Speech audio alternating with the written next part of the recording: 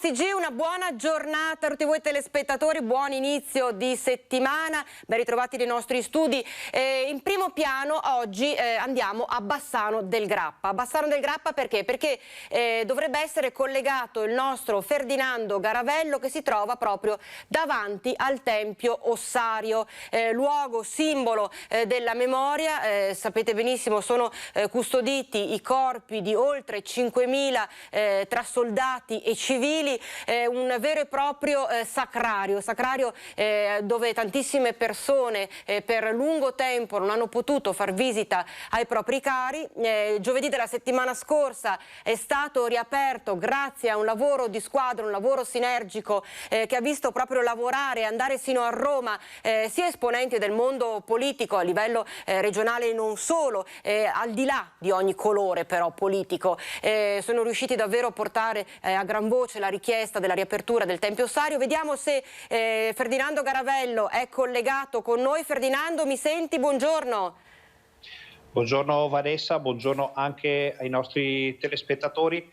Allora, siamo davanti al Tempio Ossario, questo è l'ingresso. Tempio Ossario che è stato riaperto giovedì al pubblico, adesso sarà possibile visitarlo tutti i giorni. Per avere bene, naturalmente questa è una notizia di servizio che diamo ai nostri telespettatori, per sapere bene quali sono gli orari, quali sono i giorni di apertura e di chiusura, basta andare alla ricerca sul sito del Ministero della Difesa, c'è una sezione appositamente dedicata, basta fare una telefonata, un colpo di telefono, risponde il sacrario di Cima Grappa, che è, diciamo, è quello di controllo di questi due monumenti molto importanti, e magari qualcuno che, visto che ci vedono da tutto il Veneto, qualcuno che abbia voglia di venire a fare una visita qui nei prossimi giorni, basta una telefonata per sapere quali sono gli orari di apertura.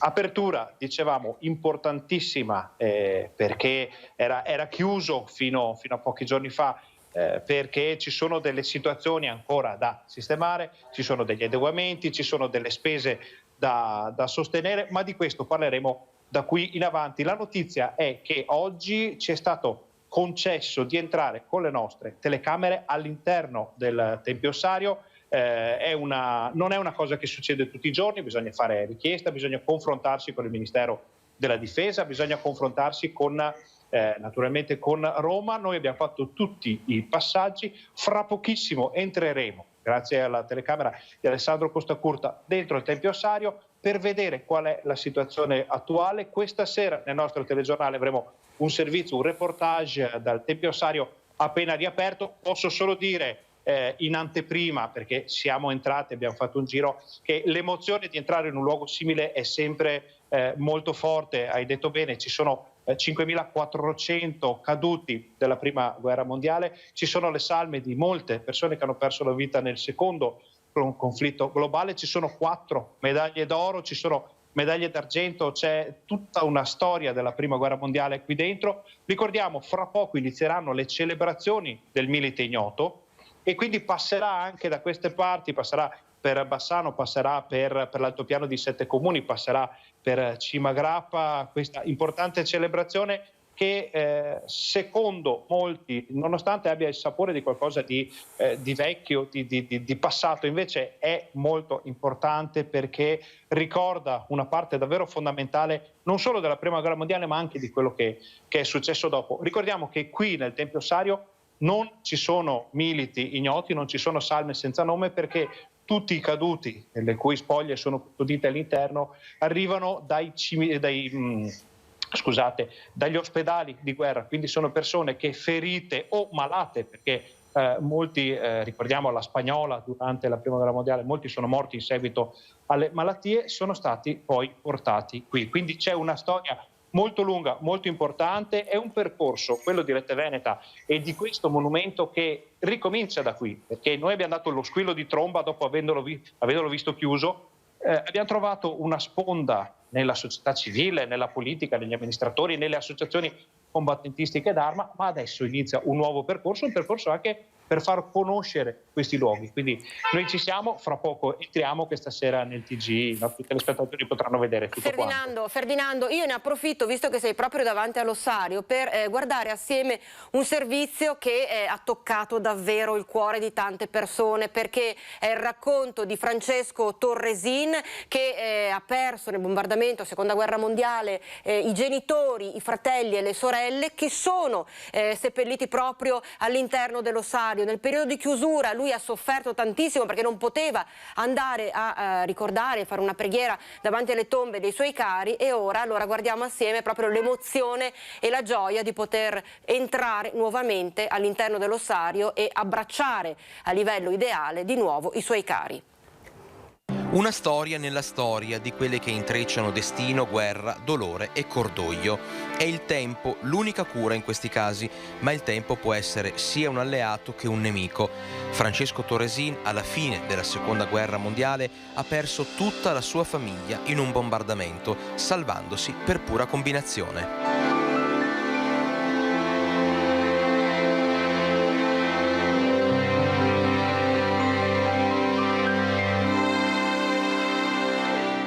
E quella mattina, il 10 gennaio del 1945, io sono andato a scuola e avevo altri 3 fratelli che venivano a scuola con me, e quella mattina sono rimasti a casa perché era freddo, e allora io ero vestito discretamente.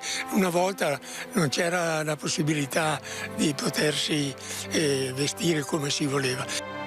Da allora i 2 genitori e i 6 fratelli di Francesco Torresin riposano nel Tempio Ossario, un luogo che ha assunto un valore profondo per tutta la sua discendenza e che durante il lungo periodo di chiusura era diventato come una ferita riaperta, sulla quale le lacrime salate del non poter rendere omaggio ai propri morti avevano riacutizzato un dolore mai sopito.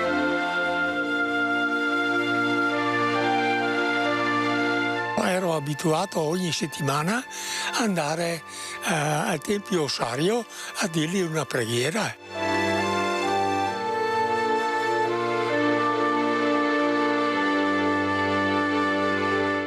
Adesso, grazie all'impegno di chi ci ha creduto davvero, come noi abbiamo raccontato, il Tempio Ossario è di nuovo riaperto. È una grande soddisfazione, perché dopo parecchio tempo adesso abbiamo i risultati. Noi della mia famiglia e tutti i miei parenti abbiamo l'occasione di entrare nel Tempio Ossario e visitare i nostri morti, insomma, ecco. Finalmente adesso abbiamo avuto un risultato tramite la Rete Veneta e tutto il resto che ha lavorato per avere questi risultati.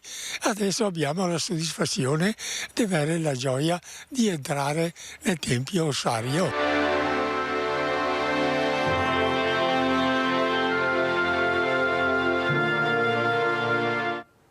La gioia di poter rientrare nel Tempio Ossario. Ferdinando, tra l'altro in esclusiva possiamo dirlo che noi tra poco entreremo proprio con le nostre telecamere all'interno nuovamente del Tempio Ossario. Tempio Ossario che la cui apertura, i cui accessi sono regolati dai fanti, giusto? Allora, i fanti sono una parte dell'apertura, della gestione in questo momento del Tempio Ossario. Oggi c'è il personale del Ministero della Difesa che tra l'altro si sta aspettando per entrare, perché in teoria l'orario di apertura finisce alle 12, ci fanno la cortesia di tenere aperto per noi, per le nostre telecamere. Adesso abbiamo detto con Alessandro Costa Curta a fare le immagini, quindi a questo punto io ti cederei la linea, perché così evitiamo di farli aspettare troppo, vista la cortesia che ci stanno facendo. Buona visita allora anche da parte nostra, ma stasera potremo tutte quante assaporare insomma questo rientro all'interno del Tempio Ossario, del Sacrario, appunto di questa città, Bassano del Grappa, medaglia d'oro al valor militare. Grazie Ferdinando. E a proposito di fanti, allora andiamo a seguire con il prossimo servizio un po' come stanno andando questi primissimi giorni di riapertura del Tempio Ossario. Fanti ancora in prima linea per tenere aperto l'ossario di Bassano del Grappa, riaperto dopo una mobilitazione generale che ha visto lavorare in maniera sinergica, compatta, forte tantissime persone. Un coro senza alcun colore politico che si è alzato, supportato da Rete Veneta, ed è arrivato sino a Roma per chiedere che agli oltre 5.000 soldati seppelliti nel sacrario della città medaglia d'oro al valor militare si potesse ancora una volta rendere omaggio di persona, una preghiera davanti alla tomba di chi diede la vita per la nostra libertà. E sono proprio i fanti che con orgoglio tornano a tenere aperto questo monumento del ricordo e della memoria. La memoria che va preservata è un edificio da tenere vivo, un monumento da tenere vivo e aperto, specialmente quest'anno che siamo nel 100° anno del Milite Ignoto. Aperto giovedì scorso e già si è notata una buona affluenza di visitatori. Si vede da molti paesi dell'Italia e non, perché vengono anche da fuori paese. Siamo molto orgogliosi di questo, del buon afflusso di persone. Segno dell'importanza che l'ossario resti aperto, fruibile, di quanto sia sentito dalla gente come un luogo sacro in cui raccogliersi e rendere il giusto onore ai nostri eroi. Un episodio drammatico avvenuto in altopiano, ce ne occupiamo subito dopo la pausa.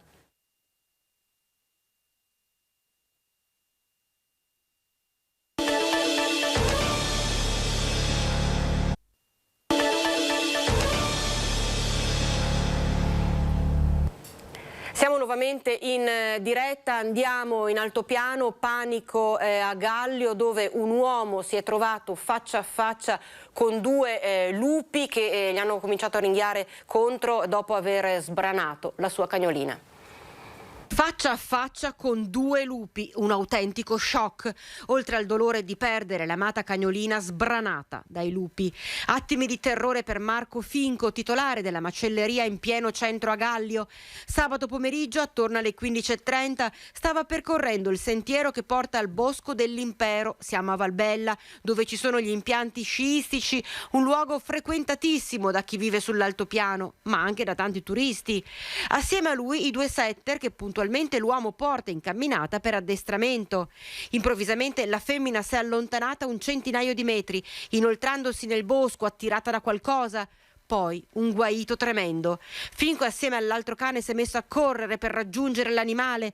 È stato allora che si è trovato davanti a due esemplari di lupo che hanno iniziato a ringhiargli addosso. Panico assoluto. Dopo un blocco iniziale ha cominciato a urlare, a dimenare un bastone, richiamando così l'attenzione di alcuni escursionisti che aveva incrociato poco prima. Alla vista delle persone i lupi sono scappati. Purtroppo non è stato possibile fare nulla per la cagnolina, sventrata dal predatore. Un episodio che lascia senza parole e che fa crescere la paura in altopiano. Il lupo si sta avvicinando sempre più alle zone abitate.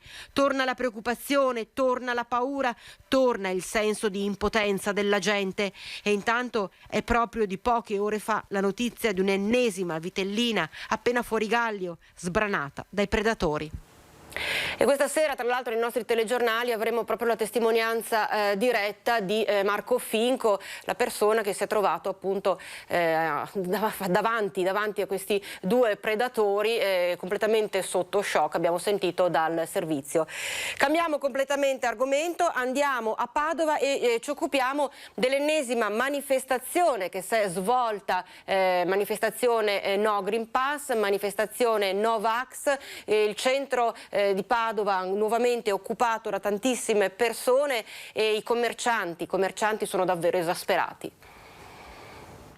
Ancora un sabato di cortei Novax a Padova, con i commercianti che sono usciti dai loro negozi per chiedere ai manifestanti di smetterla. Da un lato chi vuole lavorare senza disagio, dall'altro chi rivendica il diritto a manifestare. Ma dopo 10 sabati di soliti slogan, urlati e cortei che occupano le strade dedicate allo shopping, l'esasperazione dei negozianti è palpabile.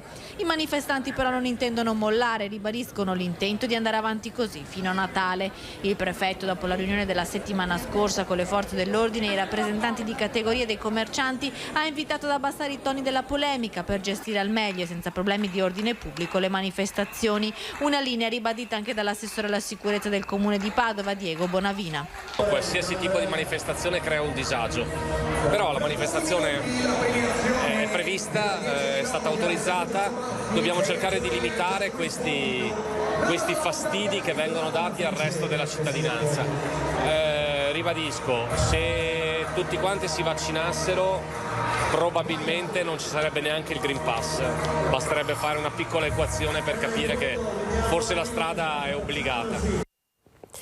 E si sta parlando della terza dose, via libera dunque per gli ultra ottantenni, ma soprattutto per le persone particolarmente fragili e gli anziani che si trovano nelle case di riposo. Scende il tasso di positività anche nella Marca e, complice il Green Pass, aumenta il numero di prime dosi di vaccino anti-Covid somministrate a chi non si è ancora immunizzato.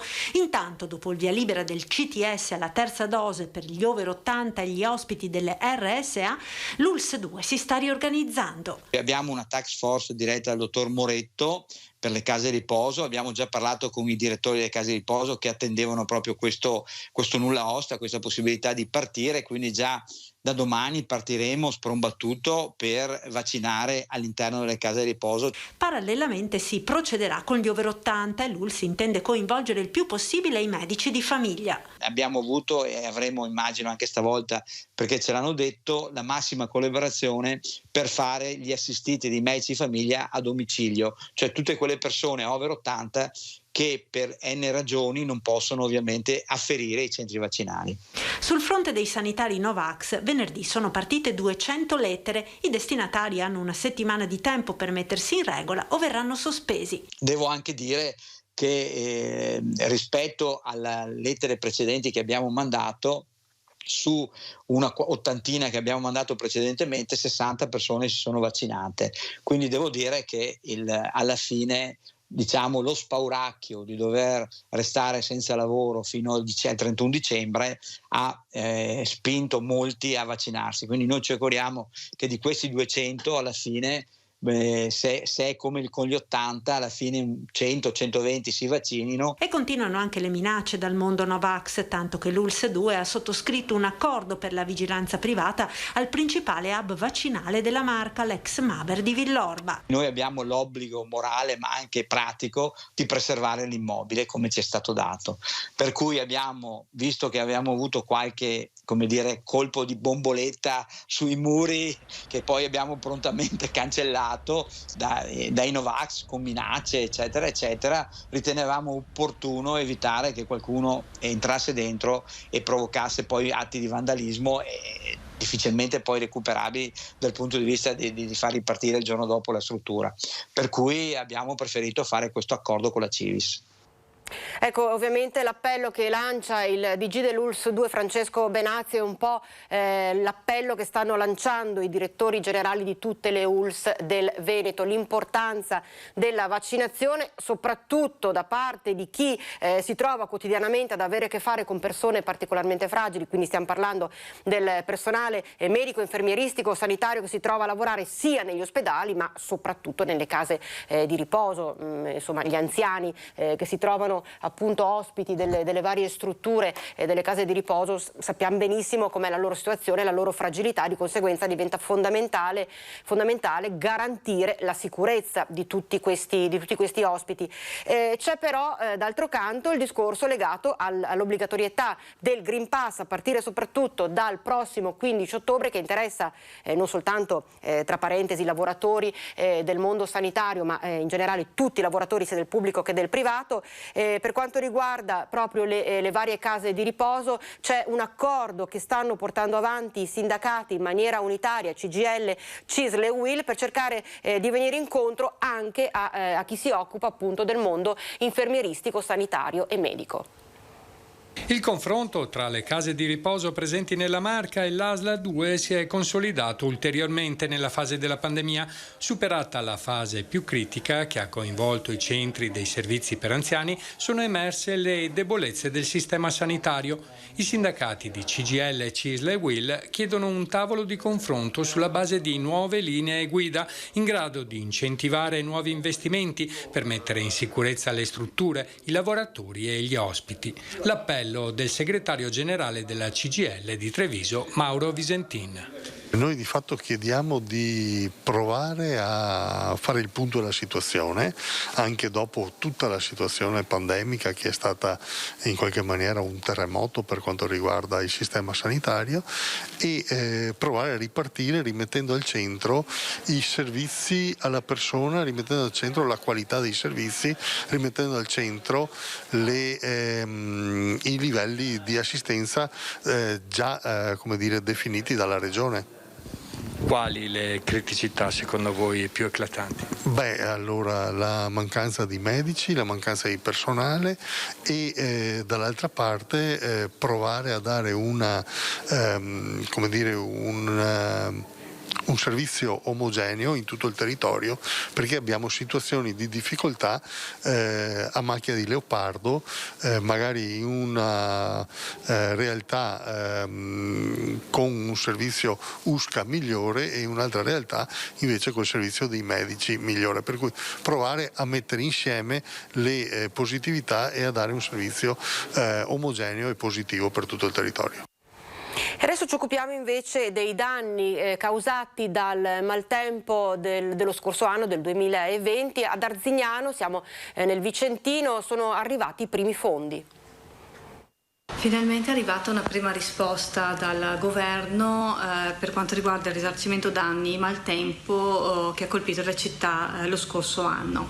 Il commissario delegato regionale per l'emergenza ha infatti disposto l'erogazione di alcuni contributi e vogliamo chiamarli primi aiuti, proprio per andare incontro a quelle famiglie e anche a quelle attività economiche che sono state colpite dal maltempo. A distanza di quasi un anno dunque arrivano ad Arzignano i primi aiuti per i gravi danni subiti dal maltempo. Sono oltre 2.300.000 euro i fondi stanziati dal governo. Al netto degli indennizzi già riscossi, la somma rappresenta una copertura rispetto a quanto richiesto, rispettivamente del 20% per i privati e del 28% per le aziende. L'amministrazione comunale dovrà provvedere a verificare la veridicità dei fatti sulla base delle autocertificazioni. Alle famiglie verrà erogato un contributo fino a un massimo di 5.000 euro per i danni subiti dall'abitazione principale. 419 beneficeranno dei primi aiuti su un totale di 1.152 domande presentate.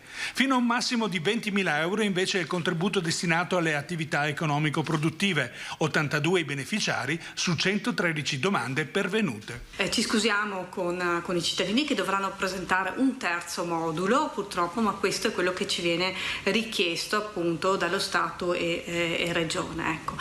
Speriamo, come ho detto, che si tratti solamente di primi aiuti, perché ancora le cifre sono lontane purtroppo da quanto alcuni cittadini hanno dovuto sostenere per sistemare la propria abitazione.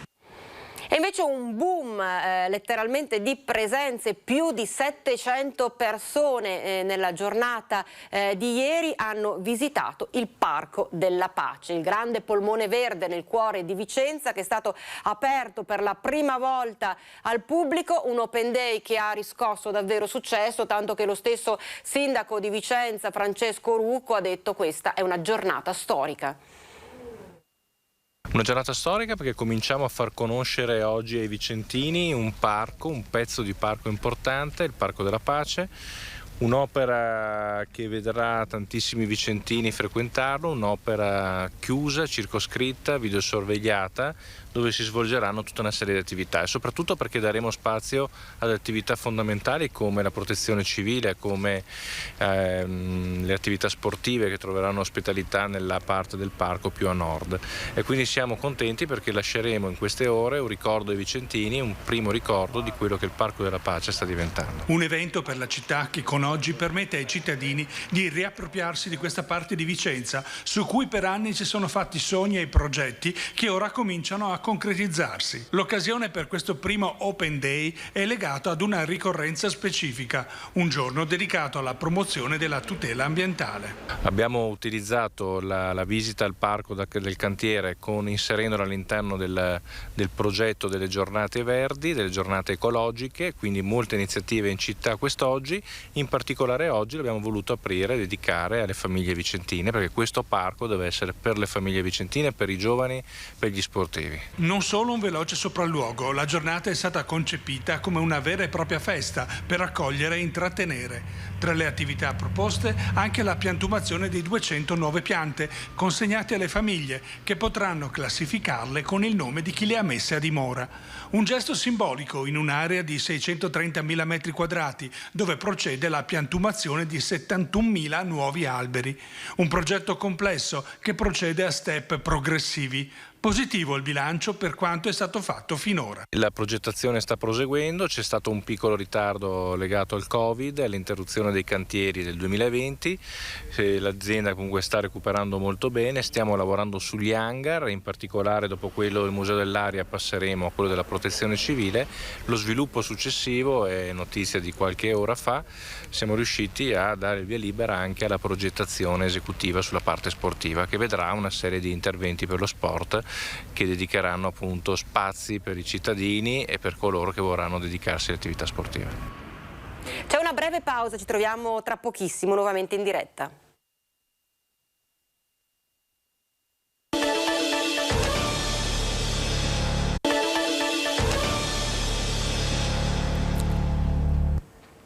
Rieccoci nuovamente in diretta Focus TG da Vicenza. Vedo che abbiamo in collegamento Skype Gabriella Basso. Buongiorno Gabriella. Si parla di, allora, perché trasmetteremo anche un servizio durante il nostro collegamento in cui si parla del ritorno negli uffici comunali, gli uffici pubblici di quasi 90 persone dopo che appunto questo lungo periodo in cui hanno lavorato da casa, quindi si ritorna in presenza. Però c'è un'altra questione che riguarda molto da vicino sia famiglie ma anche aziende in difficoltà, quindi sono aiuti che vengono dati, ma spiegaci un pochino di che si tratta, Gabriella.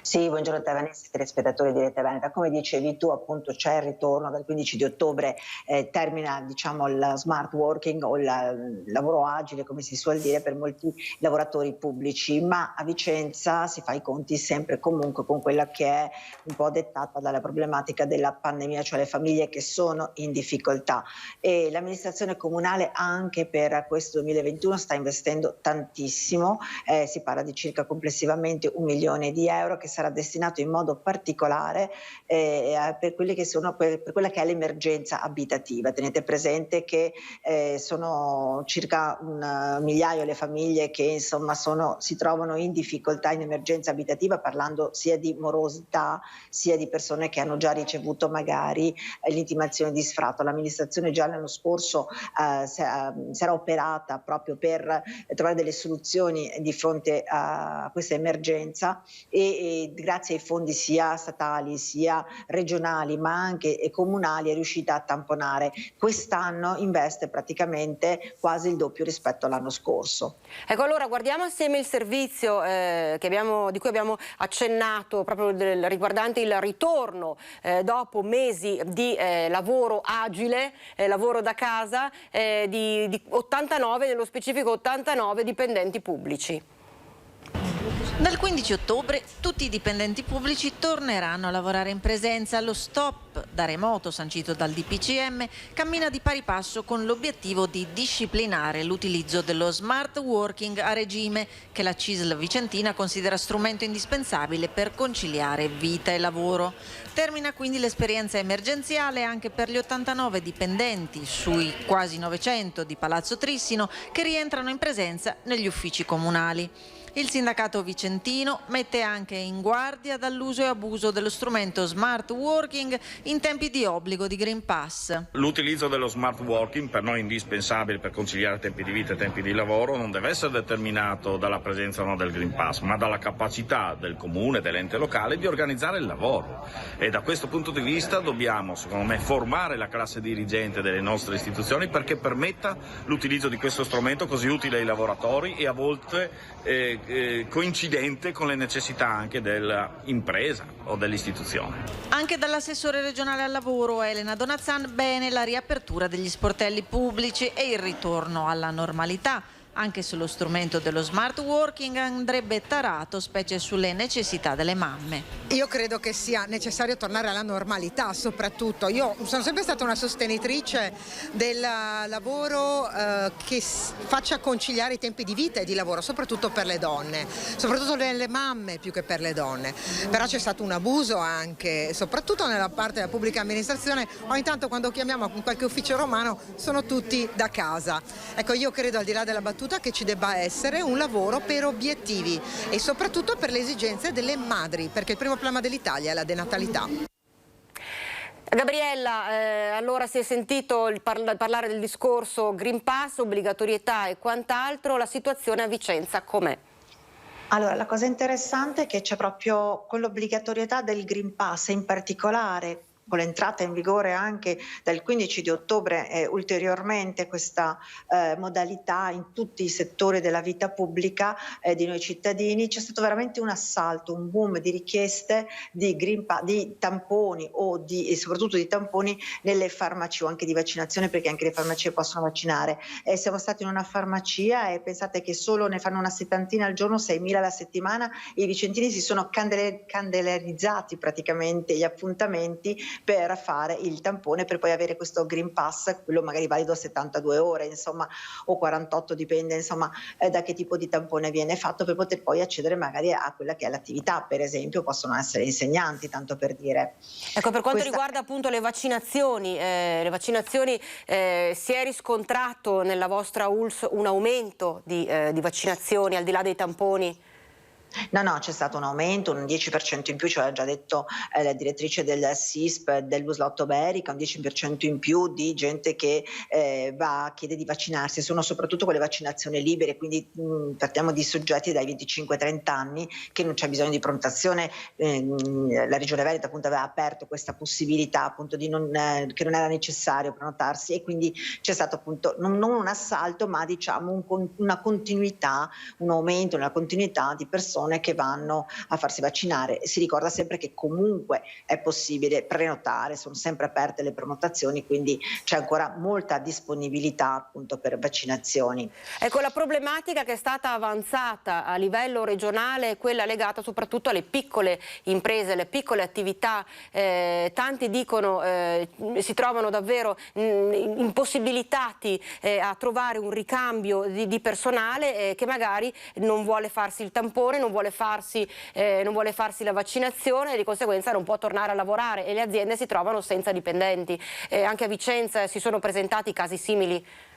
Guarda, lì si sta ancora lavorando, diciamo che tendenzialmente nel Vicentino tantissima gente, tantissimi lavoratori si sono vaccinati, o comunque c'è appunto questa soluzione, come dicevamo, del tampone, quindi il tampone dà diritto comunque al Green Pass. Diciamo che in questo momento si sta ancora molto lavorando affinché tutti i lavoratori appunto abbiano in qualche modo questo Green Pass o si vaccinino, insomma, però non ci sono casi veramente eclatanti, non sono riscontrati almeno al momento. Gabriella, cambiamo completamente genere, completamente argomento, perché è in arrivo una grande nuova mostra in città.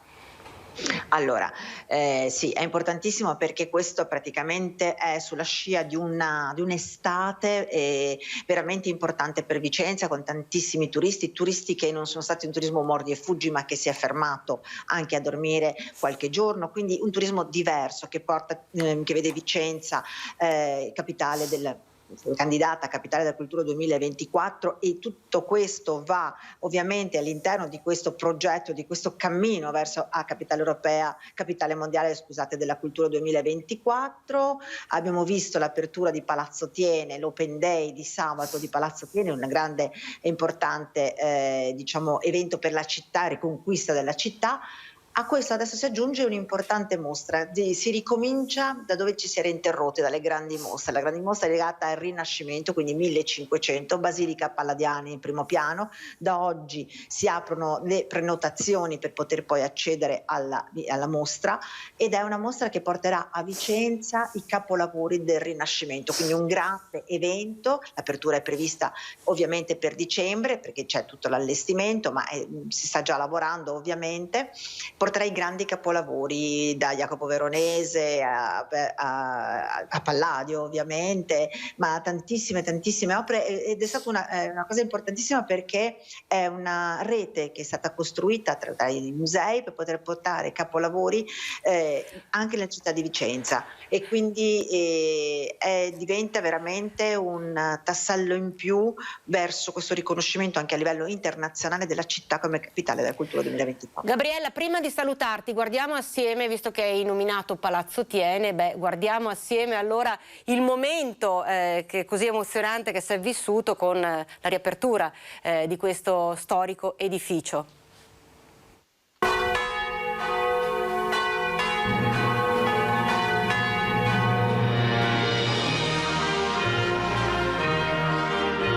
L'ora è scoccata. Sono le 9 del mattino del 25 settembre del 2021. Palazzo Thiene apre le porte. Un'eredità storica e culturale, un tempio dell'arte, un patrimonio dell'UNESCO che viene restituito alla città a cui appartiene dopo un'appassionata battaglia combattuta da Rete Veneta al fianco dei vicentini. È l'epilogo di un'odissea. Come diceva il grande Omero, anche i dolori sono, dopo lungo tempo, una gioia per chi ricorda tutto ciò che ha passato e sopportato. E i vicentini in questi anni hanno vissuto molti, troppi dolori, a cominciare da quel maledetto giorno in cui si svegliarono e scoprirono di aver perso i risparmi di una vita nel crack della Banca Popolare.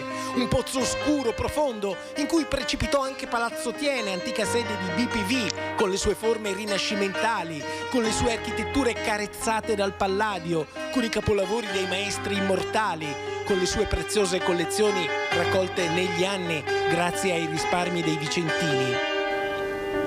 Tutto sarebbe stato perduto. Palazzo Thiene sarebbe stato venduto all'asta con la sua storia, con i suoi tesori, se un cittadino non avesse deciso di ribellarsi e di chiamare Rete Veneta. Sì, è proprio così. Io di fronte al crack della Popolare di Vicenza, di fronte a questa catastrofe per la nostra città e per il nostro territorio, dopo essermi rivolto a diversi media nazionali, cittadini, devo dire che gli unici che si sono impegnati fin da subito in questa sacrosanta battaglia siete stati proprio voi, e vi ringrazio per questo. Da qui partì la nostra battaglia per salvare Palazzo Thiene. Eravamo i primi a parlarne, ma via via si unirono a noi istituzioni, associazioni, mass media. Nel luglio del 2017 il governo accolse un ordine del giorno in cui si impegnava ad acquisire Palazzo Thiene e a metterlo a disposizione della città del Palladio. Ciò nonostante, sono trascorsi anni di inerzia politica in cui però la nostra voce non si è mai placata, finché, come Ulisse approdato ad Itaca cacciò i proci dalla sua casa, insieme al sindaco Francesco Rucco e ai vicentini abbiamo cacciato il buio e il silenzio che per tanti, troppi anni hanno occupato l'antica sede di BPV, e ci siamo riappropriati del palazzo. Il comune l'ha acquistato e ne ha fatto quel che è nella natura di questo gioiello, quel che era stato promesso dal sindaco nel contratto firmato con Rete Veneta, un museo aperto al pubblico. Abbiamo voluto mantenere la parola grazie anche al supporto di Rete Veneta, e soprattutto abbiamo acquisito al patrimonio comunale questo palazzo storico che diventerà museo aperto alla città, e oggi simbolicamente lo consegniamo ai vicentini. Con questo Open Day Palazzo Thiene viene restituito alla città a cui appartiene. Si realizza un sogno che è innanzitutto un sacrosanto atto di giustizia. Sì, perché l'arte è di tutti e Palazzo Thiene da oggi in poi finalmente è dei vicentini, dunque che si mostri il suo splendore. Abbiamo visto dunque la riapertura di Palazzo Thiene. Io ringrazio per il collegamento la nostra Gabriella Basso. Grazie Gabriella, buon lavoro, buona continuazione. Tutte le informazioni stasera 19:15 TG Vicenza. E noi ci fermiamo per qualche istante, c'è la pubblicità.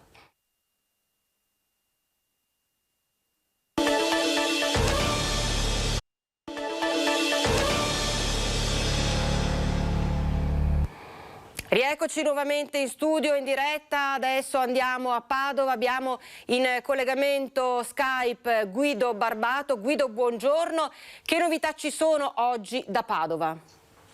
Buongiorno a tutti. C'è la novità piuttosto interessante che un'operazione della Guardia di Finanza partita dalla tenenza di Este, quindi nella zona dell'Estense, non diciamo più della Bassa Padovana, non è proprio corretto, dell'Estense, in cui è scaturita con un arresto e una persona ai domiciliari e una terza obbligata a presentarsi tutti i giorni alle forze dell'ordine e di altre 13 persone denunciate. Praticamente sono i capi e si ritiene che il capo, quello finito agli arresti, sia anche collegato a un clan mafioso siciliano, quello della famiglia Mazzei, collegate tra di loro per un'associazione a delinquere specializzata in truffe.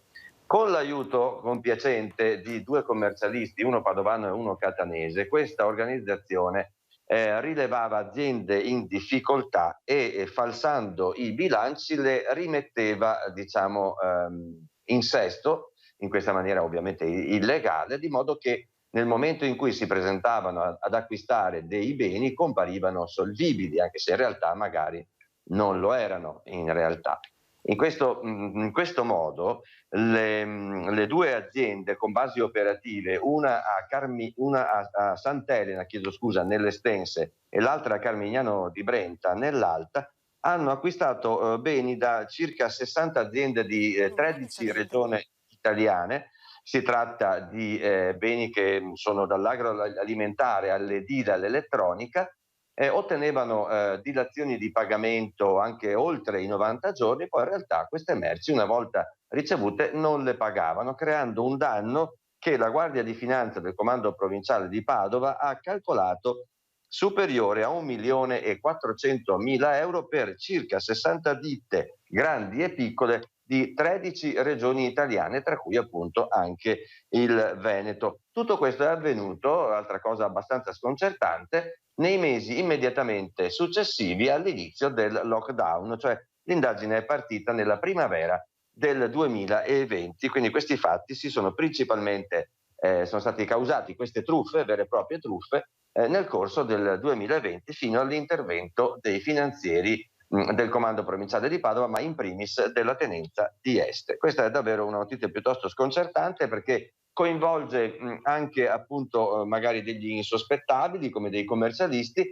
e soprattutto a quanto pare in prima persona un pregiudicato già collegato a una famiglia mafiosa siciliana. Questo in apertura sarà anche l'apertura del nostro notiziario serale. E un'altra notizia che ha davvero lasciato allibiti è quello che è accaduto a Campo d'Arsego con queste 4 persone di origine straniera che erano accampate negli uffici di un'azienda ormai fuori attività. Hanno detto ai vigili urbani che li hanno scoperti, hanno detto che erano ospitati dal titolare, che adesso rischia grosso. Tra l'altro c'è il servizio, quindi vediamo assieme il servizio e poi lo commentiamo.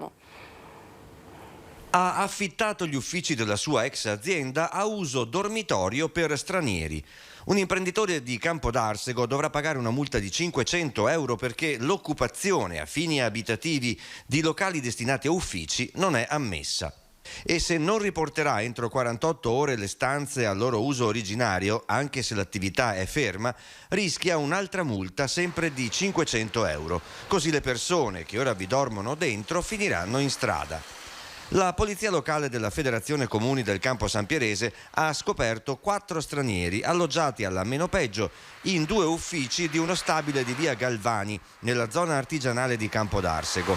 Nel primo c'era una donna tunisina con il figlio, mentre una coppia di nigeriani viveva in una stanza attrezzata alla buona come una camera matrimoniale. I 4 hanno dichiarato di essere ospitati dal titolare della ditta come gesto di cortesia, non avendo dove abitare dopo aver perso il lavoro e la casa per l'emergenza Covid-19. Ma agli atti della polizia locale non risulta nessuna comunicazione di ospitalità in favore dei 4 stranieri, come prevede invece il testo unico quando si affittano locali a qualsiasi titolo a persone extracomunitarie. Una segnalazione dei fatti e delle persone coinvolte verrà inviata all'ufficio immigrazione della Questura di Padova. Ecco Guido, abbiamo visto quindi una situazione davvero singolare, in realtà magari l'imprenditore pensava di dare una mano a queste persone che avevano perso il lavoro, invece poi è finito lui stesso nei guai. Tu mi parlavi anche di una manifestazione che si è svolta ieri, giusto? Sì, Vanessa, a parte che quella notizia di prima fa anche molto pensare, perché quelle famiglie saranno su una strada se il signore sarà obbligato a sanare la situazione e quelle famiglie saranno su una strada. Certo. Allora, quindi vabbè, a volte certi gesti andrebbero anche valutati, sperando che fossero sinceri. Sì, si è svolta una manifestazione piuttosto, un po' rumorosa, anche se pacifica per fortuna. E allora guardiamo assieme, nel frattempo, mentre tu mi parli, guardiamo assieme le immagini. Sì, si è svolta con conclusione a Vo, queste immagini appunto ci arrivano dal famoso centro dei Colli Euganei, dove si è conclusa questa manifestazione di coltivatori e appartenenti a due note associazioni di categoria, la CIA, la Coldiretti e la Confagricoltura, che si sono mossi la mattina di ieri domenica da Ospedaletto Euganeo, passando per essa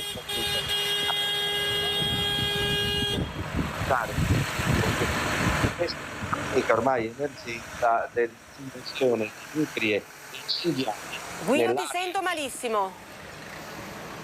Io sono sempre... Ecco, vai pure.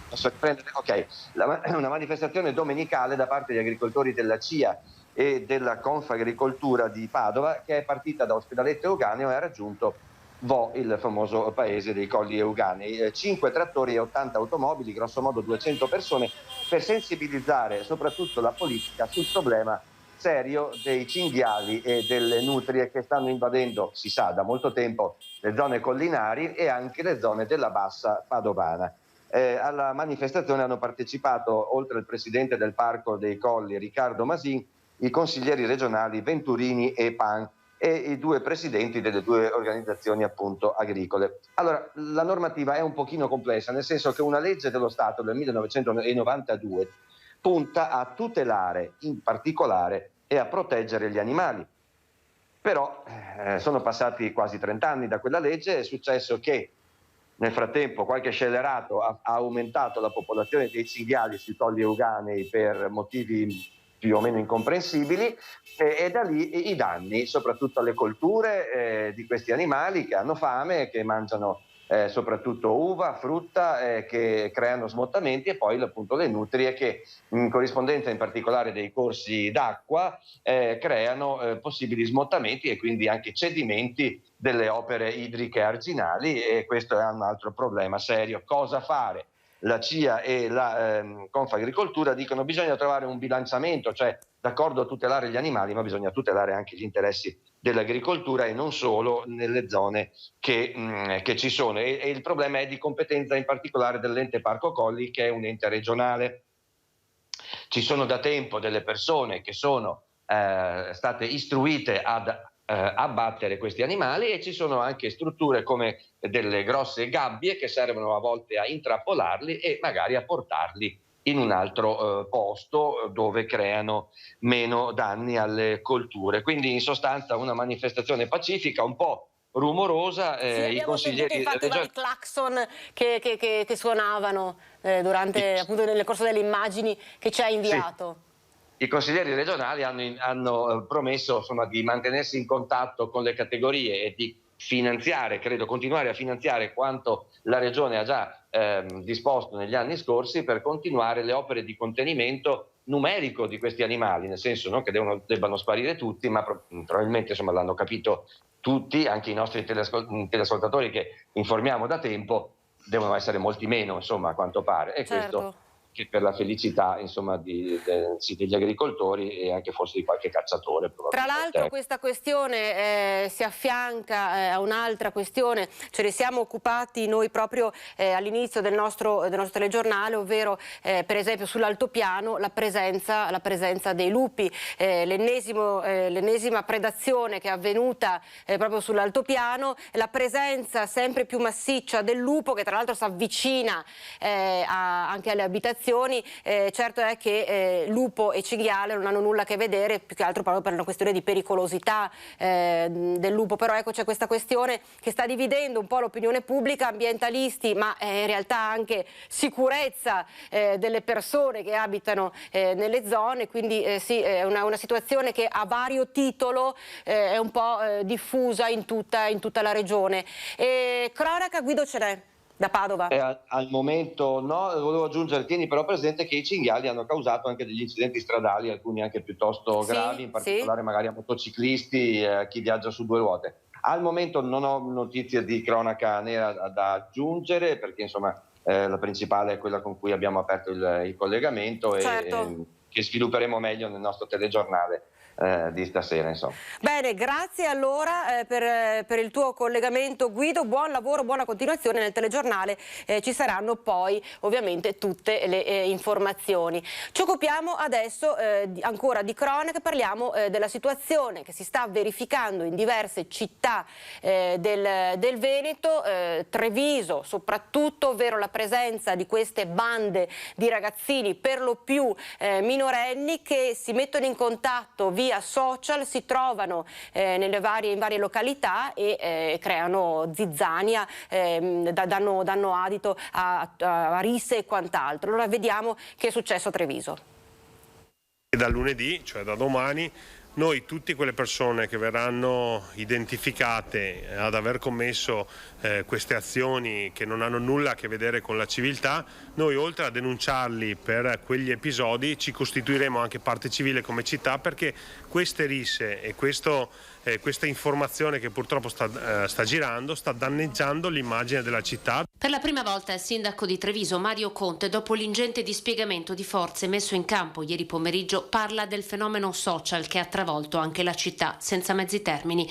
Il comune si costituirà parte civile, diventando dunque in un'eventuale fase processuale soggetto danneggiato, perché anche ieri non sono mancati gli episodi di violenza prontamente sedati grazie all'ingente dispiegamento di forze dell'ordine. Per i genitori che dovranno rispondere delle gesta dei loro figli, i danni potrebbero diventare anche molto ingenti. Al termine del maxi servizio di ordine pubblico disposto dalla Questura, dove è stato applicato lo schema potenziato dei servizi anti-assembramento, si è tenuto sempre in Questura un nuovo tavolo tecnico con la partecipazione di rappresentanti di polizia, carabinieri, guardia di finanza e polizia locale. 130 ragazzi sono stati identificati nella zona della stazione ferroviaria, tutti arrivavano da altri comuni, addirittura altre regioni, altri 50 sono stati identificati invece in via Roma.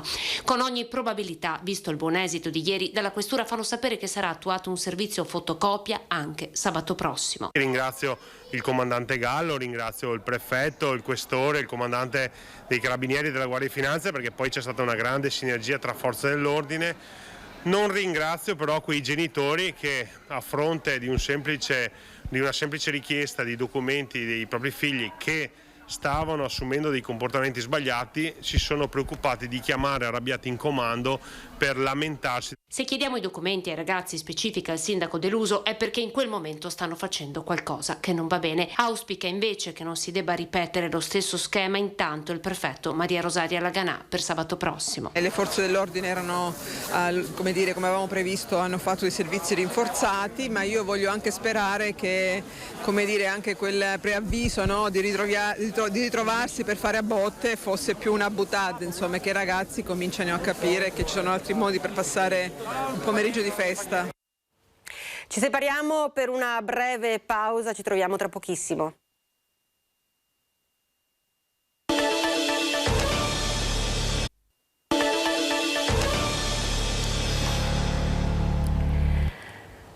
nuovamente in diretta c'è la cronaca ora. Luca Morisi, ideatore della campagna social della Lega di Salvini, è indagato per cessione di stupefacenti.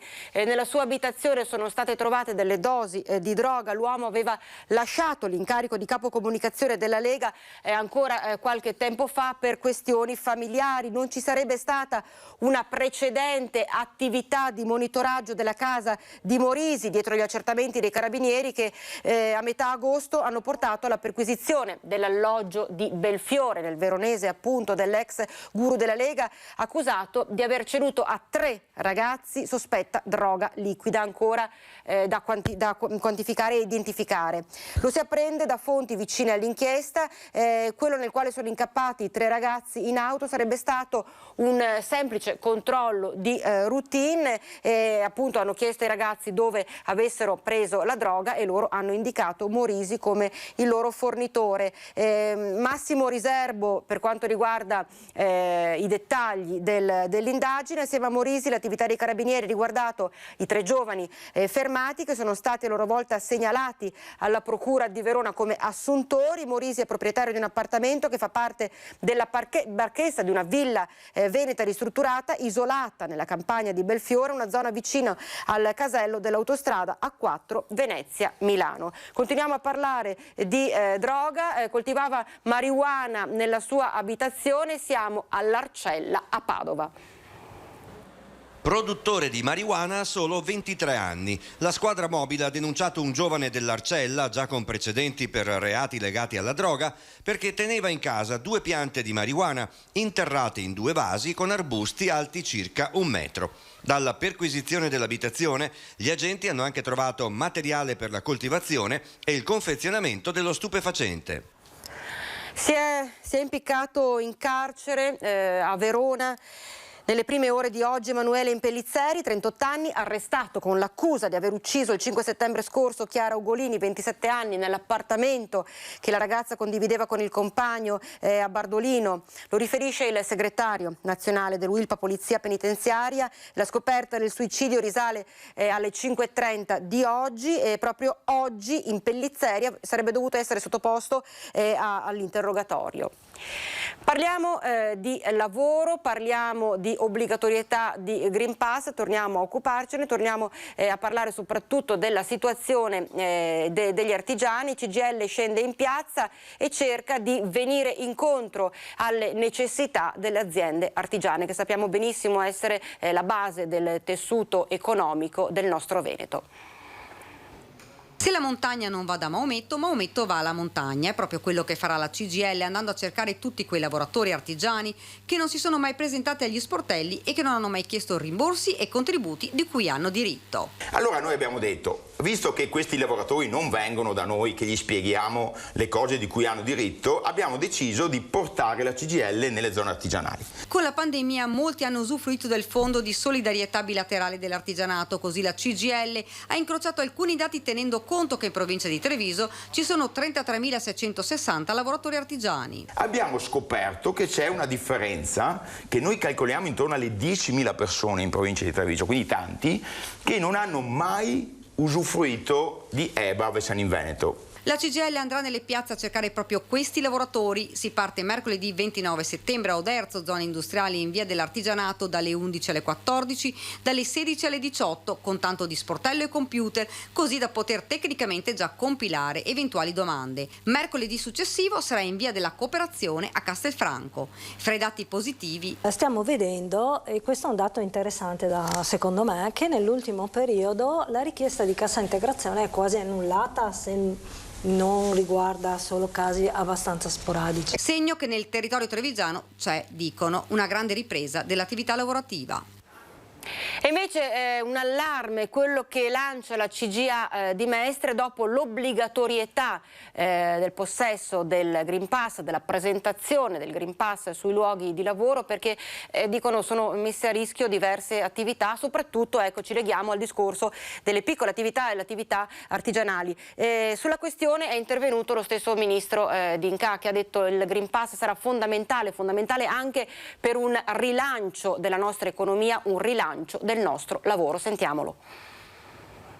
è uno strumento di libertà per continuare a vivere e per dimostrare che il nostro Paese è leader a livello internazionale nella vaccinazione e più velocemente degli altri potrà riprendersi nella sua economia andando oltre il 6% quest'anno, forse anche il 7%, addirittura il 4% l'anno prossimo. Dobbiamo crederci. Ribalta la prospettiva il ministro per i rapporti con il Parlamento oggi nella Marca. Il decreto del governo che impone l'obbligo del Green Pass nei luoghi di lavoro dal 15 di ottobre non rischia di fermare la produzione impedendo ai lavoratori non vaccinati di lavorare, ma al contrario scongiura la chiusura delle imprese proprio perché mette in sicurezza aziende e lavoratori. Monitoriamo costantemente i dati di Israele, incalza il ministro. Siamo sulla strada giusta. Ci sono i medici, i bravi medici che possono dare tutte quante le informazioni alle persone che hanno timori in questo momento. Abbiamo comunque calmierato i prezzi del tampone, sono 8 euro per chi ha sotto i 18 anni, 15 euro per chi è sopra. Tutte le farmacie che possono farlo hanno questo prezzo calmierato, però è chiaro che bisogna fare veramente squadra insieme, una grande comunità. Vi prego, vaccinatevi. Crescita economica confermata anche da Vendemiano Sartor alla presidenza nazionale di Confartigianato. In questa fase avremo addirittura bisogno di più personale, le nostre imprese non possono permettere di fermarsi. È evidente che le imprese sono riuscite a sopportare la mancanza di lavoro, le chiusure eccetera, adesso devono essere messe in grado di riprendere non solo temporaneamente ma anche strutturalmente. E uno sportello di assistenza e di ascolto per lavori pubblici e privati sarà gestito dallo Spisal. Mobbing, disagio lavorativo oppure stress psicosociale nei luoghi di lavoro. Torna operativo presso lo Spisal, lo sportello di assistenza e ascolto dove potranno accedere tutti i lavoratori sia pubblici che privati. Proprio in un momento come questo molte sono le richieste di aiuto. Un servizio gestito da personale specializzato, dal medico del lavoro allo psicologo all'assistente sanitario. Diventa importante perché nella valutazione data dalla Regione Veneto di individuarli all'interno dei distretti, nel nostro territorio è stata data in mano al Dipartimento di Prevenzione, quindi la sede principale a Treviso, con appunto il centro di riferimento che è poi Montebelluna, quindi davvero anche un rapporto a 360 gradi nei 3 distretti per cercare di dare queste risposte. Uno sportello dove si potranno anche dare delle risposte a domande relative al Covid. Un'ulteriore risposta anche rispetto a magari anche a quei dubbi che possono riguardare anche il Covid, perché no, ma anche magari una modalità per essere vicini al lavoratore anche di sostegno e di presa in carico. Chiaramente questo diventa sotto il profilo anche dello Spisal, che naturalmente solitamente segue le aziende private a arrivare anche a quelle pubbliche, quindi per esempio i Vigili del Fuoco e tutte quelle istituzioni pubbliche come anche i comuni eccetera. Diventa chiaramente un'apertura di servizio voluto appunto dalla Regione Veneto. Per un primo contatto il lavoratore potrà rivolgersi allo sportello Filtro, operativo alla Madonnina di Treviso, dal lunedì al giovedì dalle 8 alle 12, contattando il numero 0422 323 870 oppure inviando una mail a segspisaltv@aulss2.veneto.it. Ripartenza vuol dire anche ripartenza per il turismo, ripartenza per tante manifestazioni, per tante attività. La conferma anche il giro che ha visto protagoniste le auto storiche della Marca.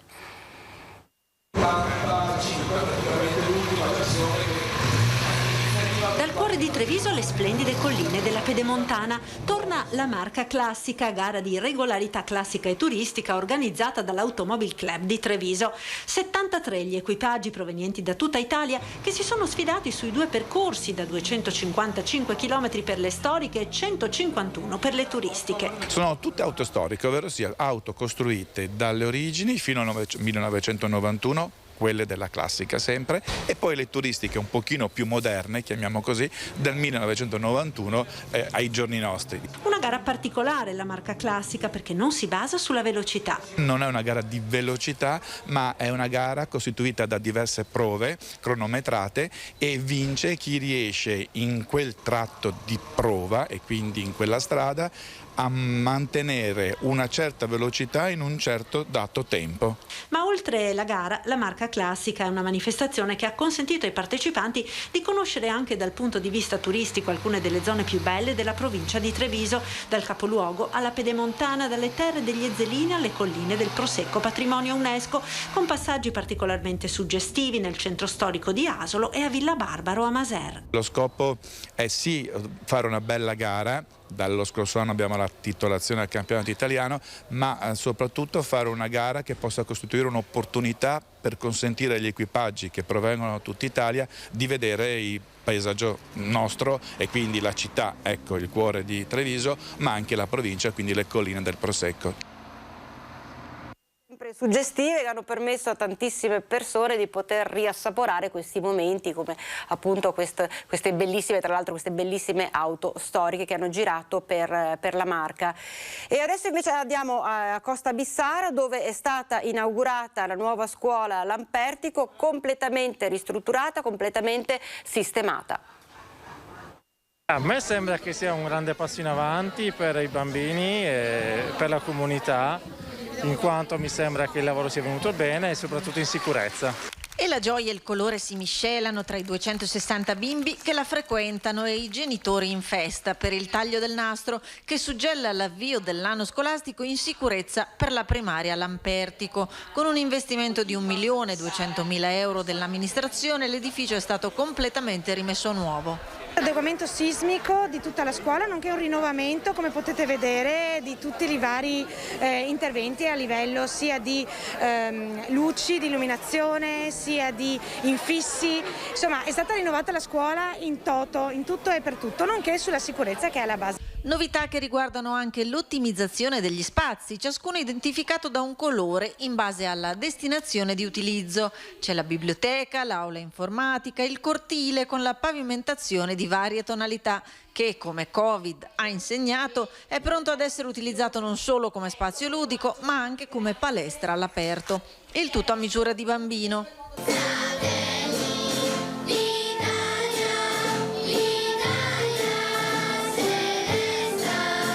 Alzabandiera e inno d'Italia eseguito dagli allievi del corso musicale delle medie e dal coro dei bambini della primaria. Momento commovente che, come molti genitori auspicano, lascia alle spalle la didattica a distanza per fare spazio a presenza colorata. In presenza, ovvio, sempre, per sempre. Scuola in presenza, ma anche terze dosi, Green Pass. Elezioni in Germania sono al centro dell'intervista che ha come protagonista il governatore del Veneto Luca Zaia, che tra l'altro, ricordo, oggi pomeriggio alle 15 sarà in diretta su Rete Veneta. Perché? Perché sarà presente al San Bassiano per l'inaugurazione della nuovissima sala chirurgica ibrida, quindi altissima tecnologia al San Bassiano. Sarà presente il governatore Zaia, dicevamo, e dalle 15 diretta su Rete Veneta. Ma adesso sentiamo l'intervista che appunto è stata rilasciata ai nostri microfoni. C'è una notizia che dovrebbe far riflettere più di qualcuno. Ieri a Berlino hanno dovuto chiudere i seggi perché hanno finito le schede e si sono incasinati, no? Visto che c'è sempre qualcuno che dice sempre che l'erba è vicino sempre più verde, no? Se fosse successo in Italia sarebbe un caso internazionale. A Berlino ieri hanno finito le schede elettorali e hanno chiuso dei seggi. Questa era un'agenzia che ho letto ieri. Quindi vuol dire che tutto il mondo è paese. Per quanto riguarda i risultati dobbiamo attendere, cioè è inutile commentare i risultati ancora non definitivi. Dopodiché penso che il tema dell'Europa sia un tema che andrà affrontato anche con chi vincerà queste elezioni tedesche, ma attendiamo i risultati. Però il risultato è importante, comunque il futuro risultato Sì, io faccio parte anche di quelli che pensano comunque che a prescindere da tutto c'è da dire una cosa, che ho visto cambiare amministrazioni in giro per il mondo, no? Ricordate Trump e Biden? Alla fine poi davanti ai problemi, quando amministri devi risolverli, non c'è altro tema. Dopodiché è ovvio che c'è una linea di pensiero ideologica che è diversa da un'amministrazione all'altra, questo sì, però ciò non toglie che poi bisogna risolvere i problemi. Avanti tutta con la terza dose, ha detto ieri Brusaferro, no? Sì, ma noi siamo pronti, considerate, è sottoscritto da 2 mesi che chiede che se la terza dose è efficace si dia subito il mandato, perché comunque il tema delle case di riposo è un tema importante da noi. Sono 30.000 anziani ospiti delle nostre case di riposo, abbiamo 1.600.000 persone sopra i 65 anni e l'immunizzazione è fondamentale di queste fasce di età. I dati di oggi ci dicono che c'è una regressione in questo momento del virus, abbiamo 181 contagiati nelle ultime 24 ore, vedo il bollettino di oggi, 303 persone in ospedale, delle quali 55 in terapia intensiva. Diciamo che assolutamente sono dati buoni, di tenuta, però è pur vero che abbiamo ancora un'attesa di almeno 2 settimane per l'effetto scuola e dall'altro la necessità di fare in modo che la carica anticorpale, soprattutto nelle persone che sviluppano meno risposta anticorpale, ovvero gli anziani, sia elevata, per cui la terza dose per noi è già realtà. Presidente, questo turismo è il nuovo traino per quanto riguarda la Regione del Veneto e questa area in particolare? Assolutamente sì, quest'area è la porta del patrimonio dell'umanità, Conegliano Valdobbiadene, fra l'altro il sito si chiama Le Colline del Prosecco di Conegliano Valdobbiadene, quindi un grande aiuto anche nel nome, ma soprattutto la volontà di capire fino in fondo che questa sarà una zona assolutamente aggredita in maniera positiva da un turismo che sarà sempre più attento, sempre più informato e che verrà nei nostri territori. Qui però l'Ascom dice che bisogna fare sintesi, c'è troppa gente che fa troppe cose. Beh, hanno ragione, del resto io lo sto dicendo da una vita, visto e considerato che sono il materiale responsabile da un lato del patrimonio dell'umanità, visto e considerato che ho portato avanti questa sfida, dall'altro della protezione del nome, della riserva del nome per il Prosecco, quindi il nome esclusivo ai nostri territori, e come ultima istanza anche le Olimpiadi, perché la candidatura l'ho presentata io in solitaria e penso che adesso ci voglia il mondo, diciamo, del mercato che approfitti di tutte queste opportunità che l'istituzione ha dato per fare in modo che diventino fatturato, produzione PIL, che diventino ricchezza per i territori. Per quanto riguarda le Olimpiadi c'è un po' di marita dei cittadini a Cortina per via di questa pista di bob. Ma guardate, tutto verrà affrontato con serietà. Ricordo che la pista di bob era all'interno del dossier, quindi il dossier è stato approvato per la pista di bob. Si sta facendo uno studio di sostenibilità economico-finanziaria. Ricordo poi che il pacchetto è un pacchetto generale, cioè non è che tu vai e pretendi sempre che nella tua alimentazione ci sia solo il taglio di carne pregiato se qualcuno mangia ancora la carne, ma c'è anche, a volte c'è anche il brodo, no? C'è anche qualche piatto magari minore ma che si può sempre valorizzare. Per dire cosa? Per dire che comunque il pacchetto Olimpiadi è un pacchetto che va visto nel suo complesso e non nel particolare. Poi Bob deve rispettare l'ambiente, Bob deve essere poco invasivo, ma ricordo anche che lì c'è una pista da riqualificare, da bonificare, che lì nessuno si ricorda di dire ci vorranno quanto? 10 milioni di euro. Allora, l'alternativa potrebbe essere portare il Bob a Innsbruck, che sarebbe già la prima sconfitta, ci costerebbe 30 milioni di euro. Dopodiché abbiamo una pista vecchia da bonificare, altri 10 milioni di euro, e cerchiamo di vedere cosa ci costa invece fare questa operazione bonificando e non devastando il territorio. Se c'è un albero da salvare siamo i primi a dire di voler salvarlo, e non è che hanno capito tutti solo quelli che scrivono i post su Facebook, ci sono tecnici, università che stanno lavorando, se facciamoli lavorare capiamo. Ecco, un altro messaggio invece per quelli che sono preoccupati, che lei ha richiamato prima ad Arab. No, guarda, il tema dei collegamenti si vogliono fare, ma rispettosi delle zone ZPS, del SIC, di tutto quello che sono le norme. Non è che si vanno a spianare montagne e distruggere boschi. Insomma, ci sono delle soluzioni, il mio assessore Canella sta lavorando a questo con i colleghi, vedremo quali saranno poi le proposte. Ecco, i veneti dicono sì, però con questa storia delle Olimpiadi chi ci guadagna è sempre solo Cortina. Beh, decisamente no. Basti pensare alla montagna di risorse che arrivano nei nostri territori e che saranno risorse che non sono peraltro neanche, non caleranno neanche nel comune di Cortina, ma sono relative, la variante di Longarone sono 270 milioni di euro, non mi ricordo a memoria, mi sembra che Longarone sia molto distante da Cortina anche da un punto di vista stradale, piuttosto che altri interventi, che tutti gli eventuali collegamenti intervallivi, Cortina-Araba, Cortina-Civetta, significa avere un circuito turistico che valorizza tutta la montagna veneta e le finali a Verona, piuttosto che altre infrastrutture. La bretella ferroviaria dell'aeroporto è stata approvata, e questo è merito anche del fatto che le Olimpiadi sono lì che premono. Ricordiamo alle 15 la diretta su Rete Veneta dall'ospedale, dal San Bassiano.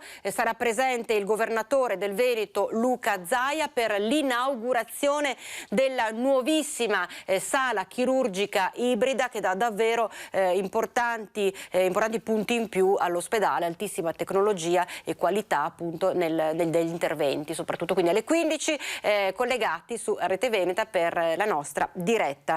Ci spostiamo adesso a Villafranca Padovana perché c'è stata l'inaugurazione della nuova casa delle associazioni e un'intitolazione importante al generale Carlo Alberto Dalla Chiesa, ucciso dalla mafia.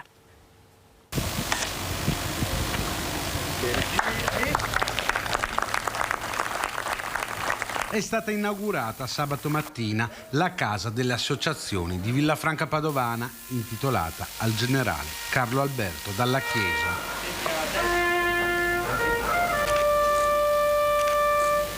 Alla presenza delle autorità civili e religiose è stato svelato anche il busto del generale dei Carabinieri che perse la vita per mano della mafia. Un esempio di dedizione indelebile nella storia dell'arma e della nostra nazione. Il generale della Chiesa, secondo il mio punto di vista, è uno dei pochi eroi, tra virgolette, dei nostri tempi che non è stato riconosciuto adeguatamente da tutti i cittadini italiani. Tant'è vero che pochi comuni hanno dedicato qualche opera al generale della Chiesa e mi sentivo in questo caso, ma assieme a tutte le mie associazioni e soprattutto ai miei cittadini, mi sentivo l'obbligo di dare un valore proprio aggiunto a questa casa intitolandola al grande generale dalla Chiesa. Il recupero di uno stabile che da anni era abbandonato e che permetterà alle associazioni che sul territorio offrono il loro servizio di avere una nuova casa. Un segno di vicinanza a chi in questi mesi duri di emergenza non ha mai smesso di dare il proprio contributo alla comunità. Sappiamo quanto l'associazionismo nel Veneto, a Padova, qui a Villafranca è importante, l'associazionismo che è quello che nell'ultimo anno ha dato manforte al mondo sanitario, ad esempio sulla battaglia contro il Covid. Una ristrutturazione curata dall'ufficio tecnico del comune di Villafranca Padovana, portato a termine in 12 mesi per il costo di circa 340.000 euro. Lavori a cui anche i membri delle associazioni ospitate hanno voluto partecipare, un esempio per la comunità. Da 10 anni questa scuola era irriconoscibile, dall'erba alta alle malte che si staccavano alle infiltrazioni di acqua.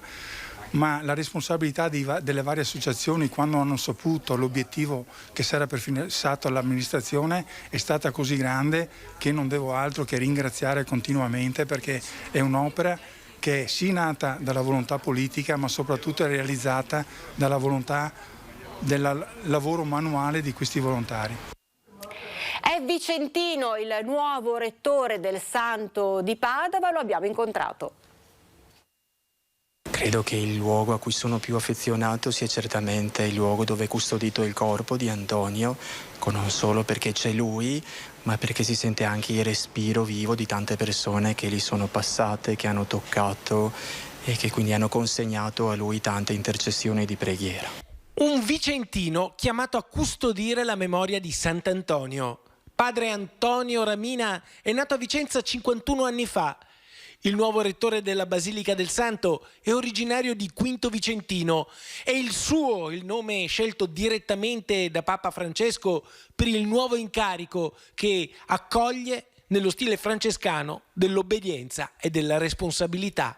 Un misto di emozioni, da un lato il timore, dato che conosciamo ben tutti come la realtà della Basilica del Santo sia molto impegnativa, dall'altro fiducia, so che non lavorerò da solo ma che posso contare su molti frati e altre persone in gamba, e poi chiaramente anche la gratitudine, dato che un compito così rappresentativo è per me anche un segno di fiducia, di responsabilità.